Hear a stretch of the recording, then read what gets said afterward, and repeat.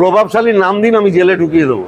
এই অ্যাপসের মধ্যে ওখানে একটা প্যানিক বটম থাকবে। কোনো মহিলা যদি কোনো জায়গায় কোনো অসুবিধায় পড়েন, ওই প্যানিক বটম টিপলে সংশ্লিষ্ট থানায় লোকেশন সমেত খবর পৌঁছে যাবে। আগামী বছর যাতে জমা জলের সমস্যা থেকে মানুষ মুক্ত হতে পারে, তার একটা বিস্তারিত আলোচনা হয়েছে। তার মানে আমনাগার প্রত্যন্ত প্রান্তের একটা গ্রামের লোককে আমার কাছে দৌড়ে আসতে হবে না। ডায়মন্ড হারবারেও যেটা হচ্ছে দিদির উন্নয়ন, ব্যারাকপুরেও যেটা হচ্ছে দিদির উন্নয়ন, বলতে পারেন দিদির উন্নয়নকে বুথ স্তর অব্দি পৌঁছে দেওয়ার অভিষেক বন্দ্যোপাধ্যায়ের যে রূপরেখা, আমি সেটাকে পুরোপুরি অনুসরণ করছি।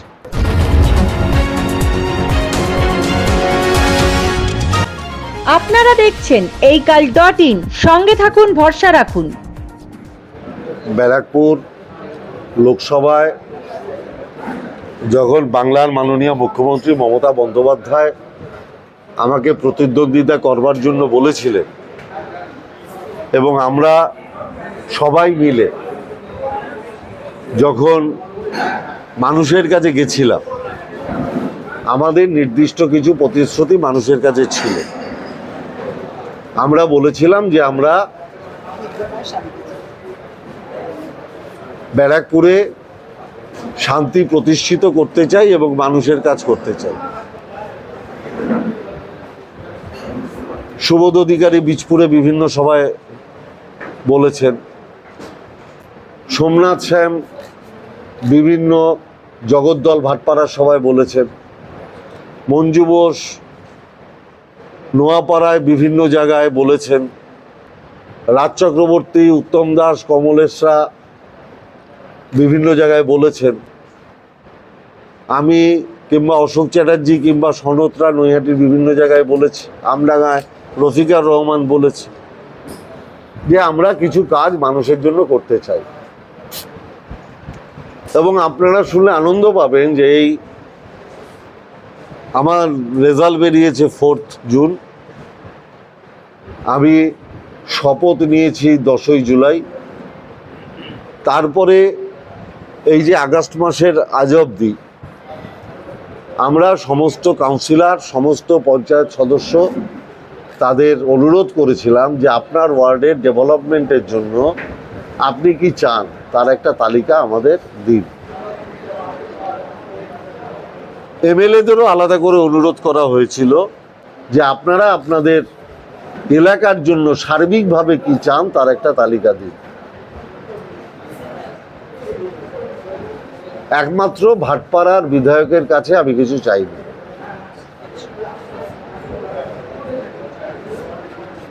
সমস্ত সাজেশন, সেটা কাউন্সিলর, পঞ্চায়েত সদস্য এবং এমএলএ সবারটা একত্রিত করে আমরা একটা কাজের তালিকা লিপিবদ্ধ করেছি, যেটা আমাদের নিজেদের সীমিত ক্ষমতার মধ্যে করা সম্ভব।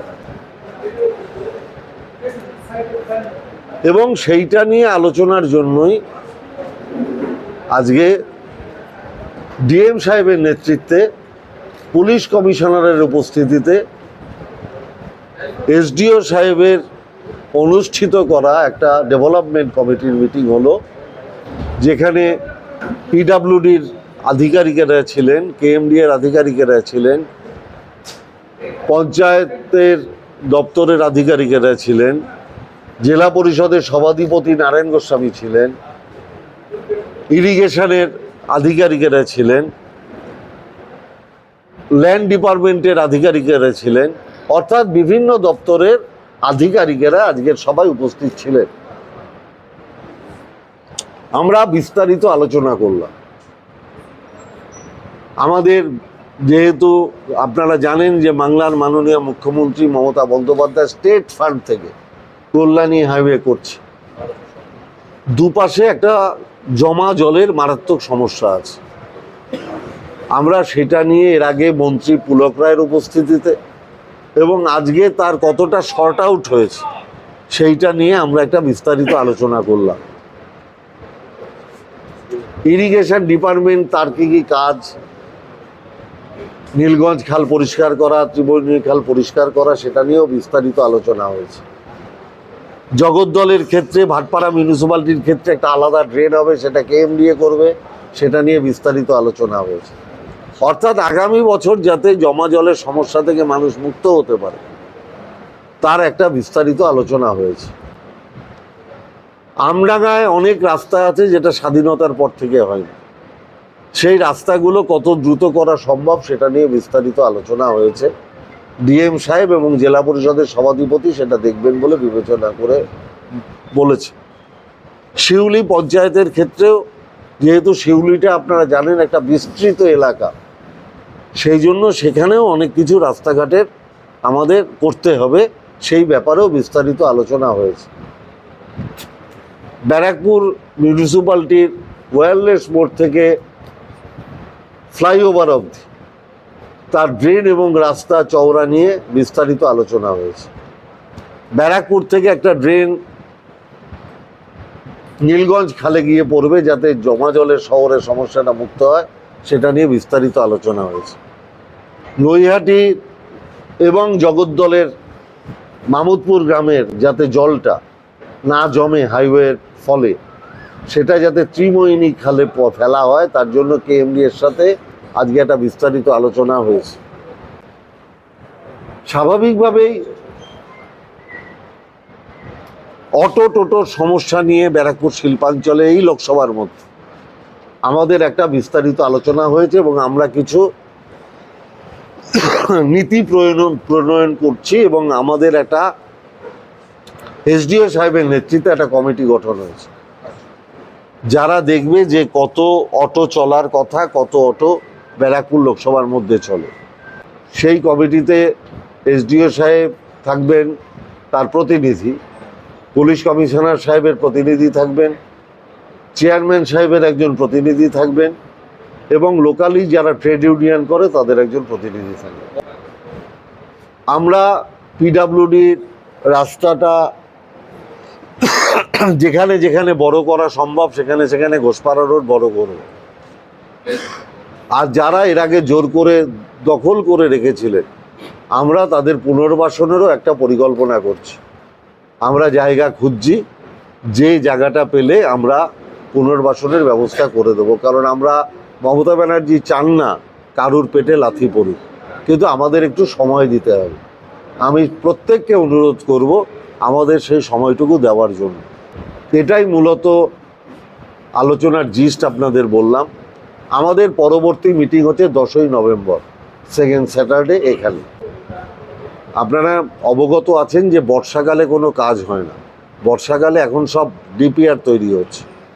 আমি যখন 10ই নভেম্বর বসবো আমি আপনাদের বলে দেবো কখন কাজ শুরু হবে। আমি নির্বাচনের আগে আমাদের মানুষের কাছে প্রতিশ্রুতি ছিল যে গোলঘর হাসপাতালকে আমরা উন্নত করব। আপনারা দেখবেন যে দুর্গাপুজোর পরেই হাসপাতালের কাজ শুরু হয়ে গেছে। আমার এমপি ল্যাড থেকে আমি 2 কোটি টাকা দিয়েছি। বিএন বোস হাসপাতাল নিয়ে অনেক আলোচনা আজকে হয়েছে। যেখানে একদম ইনফ্রাস্ট্রাকচার নেই সেখানে আগে আমরা হাত দিচ্ছি। বিএন বোসের একটা ইনফ্রাস্ট্রাকচার আছে। নৈহাটি হাসপাতাল, সেখানেও 2 কোটি টাকা দেওয়া হয়েছে যাতে ইনফ্রাস্ট্রাকচারটা ডেভেলপমেন্ট হয়। কারণ আপনারা জানেন যে কল্যাণী হাইওয়ে হয়ে যাওয়ার পরে অ্যাক্সিডেন্টের সংখ্যাটাও বেড়ে গেছে। একটা ট্রমা কেয়ার হচ্ছে নৈহাটি স্টেট জেনারেল হাসপাতালে, যেহেতু ওটা হাই রোডের পাশে। এবং আপনারা জানেন আমাদের একটা প্রতিশ্রুতি ছিল যে জুট শ্রমিকদের নিয়ে আমি শেষ অবধি আন্দোলন করব। আপনারা জানেন যে আমি সাংসদ হওয়ার পরেই সংসদে গিয়ে আমাদের মন্ত্রী গিরিরাজ সিংহকে চিঠি দিয়েছিলাম, অনারেবল গিরিরাজ সিংহ। উনি তার উত্তর দিয়েছিলেন।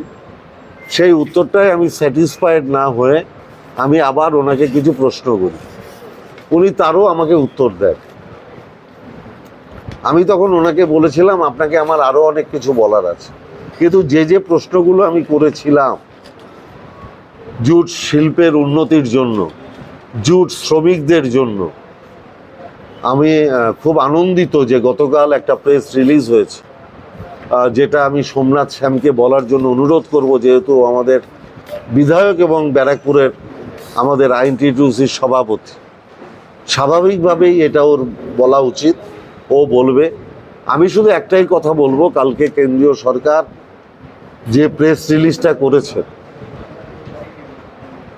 যেটা করেছেন তার জন্য আমি আনন্দিত।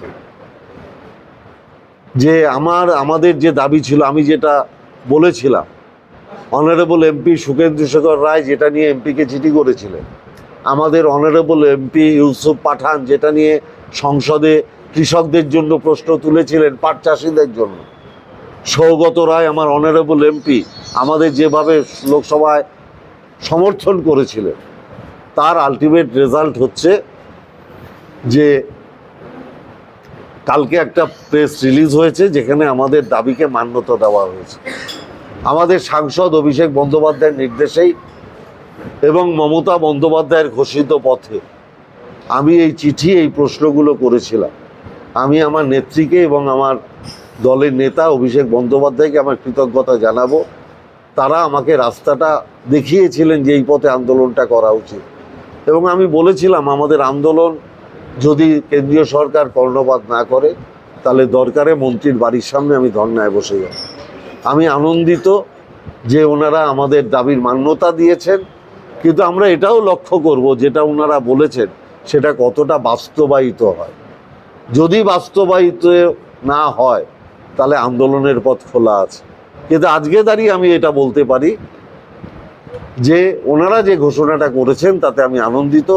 আমি ট্রেড ইউনিয়নের আমাদের দলের সভাপতি জেলার এবং বিধায়ক বন্ধু সোমনাথ শ্যামকে অনুরোধ করব ডিটেলসটা বলার জন্য।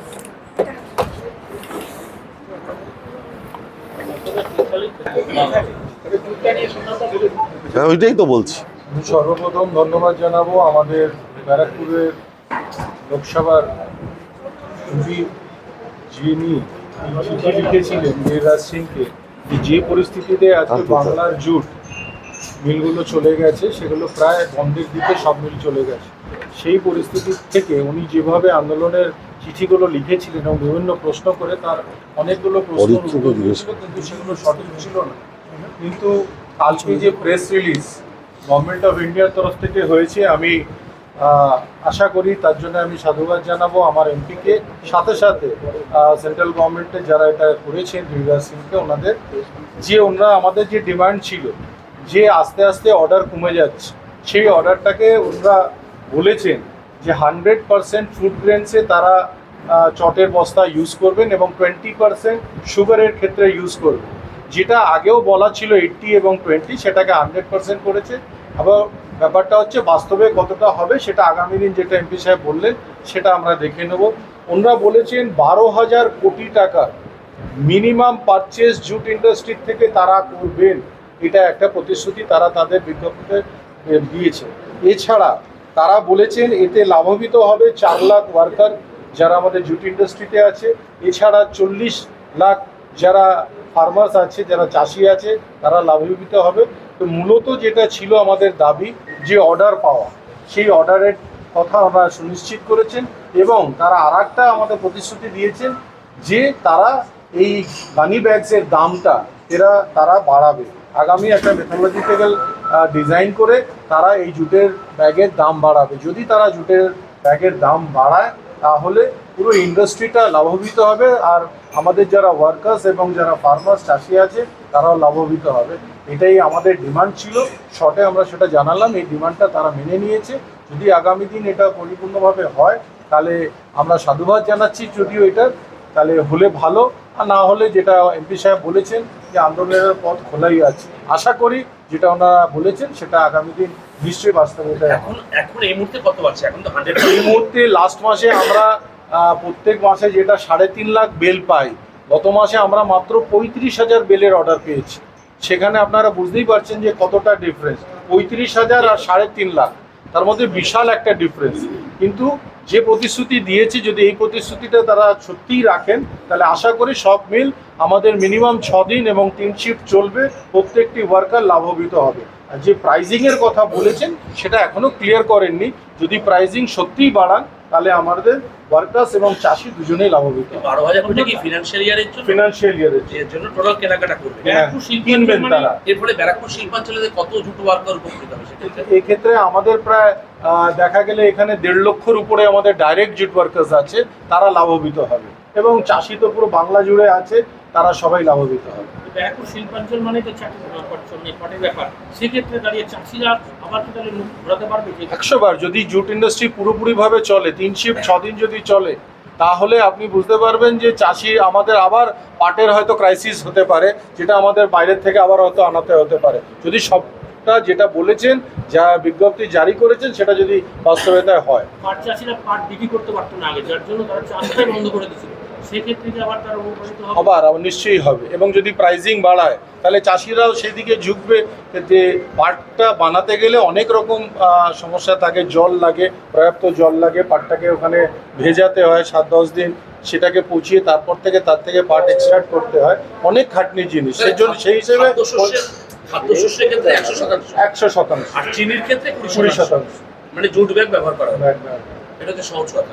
ভারতীয় সাংসদ হিসেবে আপনি 3টে দাবি করেছেন পার্লামেন্টে, এক কল্যাণী পর্যন্ত মেট্রো, শ্যামনগরে 23 নম্বর রেলগেটে আরবি, আর ব্যারাকপুরে 22 নম্বর জেলা তল থেকে এটা করা।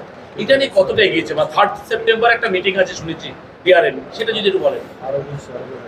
না, আমি আপনাকে এটুকু বলতে পারি যে ব্যারাকপুরে যে ড্রেনটা স্বাধীনতার পর থেকে পরিষ্কার হয়নি, সেটা সার্ভে করার জন্য রেল লোক পাঠিয়েছিল। আমি রেলমন্ত্রীকে আন্তরিক ধন্যবাদ জানাচ্ছি। শ্যামনগরে যে ওভারব্রিজের দাবি আমি করেছিলাম, তার জন্য আরবির জন্য তারা রেল ইন্সপেকশন করে গেছে, পিডাব্লিউডি ইন্সপেকশন করে গেছে। অতএব স্বাভাবিকভাবে রাজ্য সরকার এবং কেন্দ্রীয় সরকার দুজনকেই আমি আন্তরিক ধন্যবাদ, কৃতজ্ঞতা জানাচ্ছি যে যদি শ্যামনগরের ব্রিজটা হয়, কারণ আপনারা জানেন ব্রিজটা রাজ্য সরকার এবং কেন্দ্রীয় সরকার মিলে করে, কেউ একা করে না। অতএব দুজনেই দেখে গেছেন এবং দুজনেই বলেছেন ভিজিবল হলে শ্যামনগরের মানুষ, নোয়াপাড়ার মানুষ মারাত্মক উপকৃত হবে, এটা বলতে পারি। আর এমসের ব্যাপারে রেলমন্ত্রী আমাকে বলেছেন যে আপনার দাবি আমরা অত্যন্ত বিবেচনার সাথে দেখছি। আমি এইটুকু বলতে পারি, লোকসভার আগে যে কথাগুলো মানুষকে আমরা দিয়েছিলাম, জুটের ব্যাপারে বলেছিলাম আপনারা জানেন, কল্যাণী অবধি এমসের ব্যাপারে বলেছিলাম আপনারা জানেন, শ্যামনগরে রেলের ওভারব্রিজের কথা বলেছিলাম আপনারা জানেন, আমডাঙ্গার রাস্তাঘাটের কথা বলেছিলাম, আমডাঙ্গার কালীবাড়ির কথা বলেছিলাম আপনারা জানেন। আমি এটুকু বলতে পারি, এবং জমা জলের সমস্যার কথা বলেছিলাম। আমি এটুকু বলতে পারি, মমতা ব্যানার্জিকে ব্যারাকপুরের মানুষ যে আশীর্বাদ করে মমতা ব্যানার্জির প্রার্থীকে পার্লামেন্টে পাঠিয়েছে, এবং মমতা ব্যানার্জির দলের প্রত্যেকটি বিধায়ক, প্রত্যেকটি চেয়ারম্যান, প্রত্যেকটি পঞ্চায়েত প্রধান, প্রত্যেকটি পঞ্চায়েত সমিতির সভাপতি, সহসভাপতি, তারা মমতা ব্যানার্জির আদর্শকে, মমতা ব্যানার্জির ডেভেলপমেন্টকে, মমতা ব্যানার্জির দৃষ্টিভঙ্গিকে ব্যারাকপুরের মাটিতে প্রতিষ্ঠিত করবে। আমি দায়িত্ব নিয়ে বলছি। গত 5 বছর কি হয়েছে? বিগত 5 বছর আমি বলতে পারবো না। যিনি হাতে কি পেয়েছেন? অসমাপ্ত কোনো কাজ? আমি তো জানতাম আগের এমপি বিশাল বড় ট্রেড ইউনিয়নের নেতা ছিলেন, জুটের জন্য নাকি প্রচুর আন্দোলন করেছিলেন, তাহলে হলো না কেন আমি জানি না। ডায়মন্ড হারবার ছাড়া আর কোনো এমপি এই ধরনের কখনো মিটিং করেনি, ডায়মন্ড কত হারবার বছর মনে দেখছি। কি ফলো হচ্ছে ব্যারাকপুরে? এটা কি না, আমি এটুকু বলতে হবে, দেখুন হ্যাঁ। আমার একটা মাথায় ছিল যে অভিষেক বন্দ্যোপাধ্যায় কি করে 7 লাখ ভোটে যেত, মানে এর ইটা কি, রেসিপিটা কি। তা আমি সেটা দেখার জন্য ডায়মন্ড হারবারের যেদিন রিভিউ মিটিং ছিল আমি গেছিলাম। ওটা দেখে আমি মারাত্মকভাবে অনুপ্রাণিত হই। সবটাই কিন্তু মমতা ব্যানার্জির ডেভেলপমেন্ট। অভিষেক বন্দ্যোপাধ্যায় ডায়মন্ড হারবারে যেটা করছেন, মমতা ব্যানার্জির ডেভেলপমেন্টটা যাতে বুথ স্তরে পৌঁছয় সেটা করছে। তা আমি দেখলাম আমরাও তো যে কাজটা, মমতা ব্যানার্জির যে কাজ, সেই কাজটাকে যদি বুথ স্তরে পৌঁছে দিতে পারি, তাহলে এর থেকে ভালো পদ্ধতি কিছু নেই। এবং আজকে আমরা একটা অ্যাপস লঞ্চ করেছি, সরাসরি সাংসদ। সেই অ্যাপসে যে কোনো মানুষ তার যে কোনো কথা জানাতে পারবে। আমার ড্রেন চাই, আমার রাস্তা চাই, আমি লক্ষ্মীর ভাণ্ডার পাচ্ছি না, আমি বাড়ি অ্যাপ্লাই করেছিলাম পাচ্ছি না, অর্থাৎ সরাসরি কানেকশান আপনার সাথে, আমার সাথে। এবং যেটা ডায়মন্ড হারবারে অভিষেক বন্দ্যোপাধ্যায় করেছে, যেটা দিদি সারা বাংলার ক্ষেত্রে করেছে, আর আমি আমার ছোট্ট জায়গা দিদি সৈনিক হিসাবে ব্যারাকপুরের ক্ষেত্রে করেছি, যে দিদির ডেভেলপমেন্টটা যাতে প্রত্যেকটা মানুষের কানে আমি পৌঁছে দিতে পারি। ডায়মন্ড হারবারেও যেটা হচ্ছে দিদির উন্নয়ন, ব্যারাকপুরেও যেটা হচ্ছে দিদির উন্নয়ন। বলতে পারেন দিদির উন্নয়নকে বুথ স্তর অব্দি পৌঁছে দেওয়ার অভিষেক বন্দ্যোপাধ্যায়ের যে রূপরেখা, আমি সেটাকে পুরোপুরি অনুসরণ করছি। এবং এই অ্যাপসের মধ্যে আমরা যেটা 1 মাসের মধ্যে ইমপ্লিমেন্ট করব, ওখানে একটা প্যানিক বটম থাকবে। কোনো মহিলা যদি কোনো জায়গায় কোনো অসুবিধায় পড়েন, ওই প্যানিক বটম টিপলে সংশ্লিষ্ট থানায় লোকেশন সমেত খবর পৌঁছে যাবে। তাই এই অ্যাপের মধ্যে অ্যাপসটা সাধারণ মানুষ হ্যাঁ। পাবে কি করে? মানে অ্যাপসটার নাম কি সাধারণ মানুষ পাবে কি করে? অ্যাপসটা তো আমরা আজকে পাবলিশ করে দিলাম। অ্যাপসটা কি 24 ঘন্টা? হ্যাঁ, মনিটরিং হবে, যা যা অসুবিধা আসবে। আমার 4 জন ছেলে অফিসে, আমার যারা কলিগ, আমার যারা রাজনৈতিক সহকর্মী, তারা দায়িত্ব নিয়েছে, তারা সেগ্রিগেট করবে। সেগ্রিগেট করে যদি ব্যারাকপুরের সমস্যা শহরে, আমি চেয়ারম্যানের কাছে পাঠিয়ে দেবো। চেয়ারম্যানকে বলেছি একটা রেজিস্টার করতে, তুমি আমার সমস্যাটা লিখবে, পাশে তুমি কি করলে সেটাও লিখবে, লিখে আমাকে পাঠাবে, আমি সেটা সংশ্লিষ্ট মানুষের কাছে পাঠিয়ে দেবো। প্যানিক বাটন যদি ব্যাখ্যা করেন, ধরুন সুন্দর কলেজের সামনে কোনো মেয়ে হ্যাঁ। একটা কোনো শ্লীলতাহানির শিকার সঙ্গে সঙ্গে ব্যারাকপুর থানায় চলে যাবে, সঙ্গে ব্যাকুল থানায় তাহলে চলে যাবে। হ্যাঁ, চলে যাবে লোকেশন সব। পাঠাবেন, ওখান থেকে চলে যাবে। না লোকেশন সবে চলে যাবে। অ্যাপসে প্যানিক বোতামটা টিপে দেবে। সাংসদ বাড়া ভৌমিকের সংসদীয় এলাকার বিভিন্ন বিধানসভা কেন্দ্রে পাবে কি করে মানুষ? আর প্রত্যেক জায়গায় অফিস হচ্ছে সংসদের? মোটামুটি এখন অবধি যেটা ঠিক হয়েছে যে প্রত্যেক মাসের, এখন অবধি যেটা ঠিক হয়েছে প্রত্যেক মাসের সেকেন্ড স্যাটারডে আমি কাকিনাড়া বাজারে সকাল 9টা থেকে 10টা অবধি বসছি। আমি মেঘনা মিলের ওখানে 10টা থেকে 11টা অবধি বসছি। মেঘনা মিলের ওখানে হ্যাঁ, আর 11টা থেকে 12টা আমি মেঘনা মিলে কোন জায়গায় বসে স্পেসিফিক কোনো অফিস থাকে? আমি বলে দেবো। আর 11টা থেকে 12টা আমি জগদ্দল বিধানসভার ফিডার রোডে বসছি। প্রত্যেক মাসের 4th স্যাটারডে আমি আমডাঙ্গায় বসছি। উত্তম আমাকে একটা জায়গা দেখে দিচ্ছে, ওটা রেডি হচ্ছে। ওটা রেডি হলেই আমি তারপর উত্তমের সাথে কথা বলে ডেট ফিক্সড করব। সুবোধও আমাকে একটা জায়গা দেখে দিচ্ছে, যেটা সপ্তাহে একদিন বসবো। আর নোয়াপাড়াটা নিয়ে এখনো আমার কোনো কথা হয়নি, হলে আমি জানিয়ে দেবো। এবং আপনাদের আমি জানিয়ে দিই আপনাদের মাধ্যমেই, প্রত্যেক এমএলএ, প্রত্যেক চেয়ারম্যান, প্রত্যেক পঞ্চায়েত সমিতির সভাপতি, সবার কাছে রেসিডেন্সিয়াল এবং ইনকাম সার্টিফিকেট সবার কাছে আমার দেওয়া আছে। প্রত্যেক এমএলএ, প্রত্যেক চেয়ারম্যান, তাদের আমি আমার প্যাডের পাতা দিয়ে দিচ্ছি যে এমপির রেসিডেন্সিয়াল সার্টিফিকেট পাওয়ার জন্য কারোর কাছে যেতে হবে না, কারোর কাছে যেতে হবে না। আমি পুরো সই করা, আমি নিয়ে ঘুরছি না, সবাইকে ডিস্ট্রিবিউট করে দিয়েছি। চেয়ারম্যানই ভেরিফাই করে দিয়ে দেবে, এমএলএ ভেরিফাই করে দিয়ে দেবে, মানে যাতে, এবং তাদের সবাইকে একটা রেজিস্টার মেনটেন করতে বলা হয়েছে যে তুমি কাকে দিলে তার নাম আর ফোন নাম্বার রেখে দেবে। তার মানে আমনাগার প্রত্যন্ত প্রান্তের একটা গ্রামের লোককে আমার কাছে দৌড়ে আসতে হবে না যে আমাকে একটা রেসিডেন্সিয়াল সার্টিফিকেট দিন। দাদা, পুকুর ভরাট কি করে সম্পূর্ণভাবে বন্ধ করা যাবে? একদম জেলে ঢুকিয়ে দিন। সাধারণ মানুষ করলে সেটা হয়তো বন্ধ হচ্ছে, কিন্তু যেখানে কিছু প্রভাবশালীরা করছে, আপনি প্রভাবশালী করলে কোনো প্রভাব হচ্ছে না। প্রভাবশালী নাম দিন, আমি জেলে ঢুকিয়ে দেবো।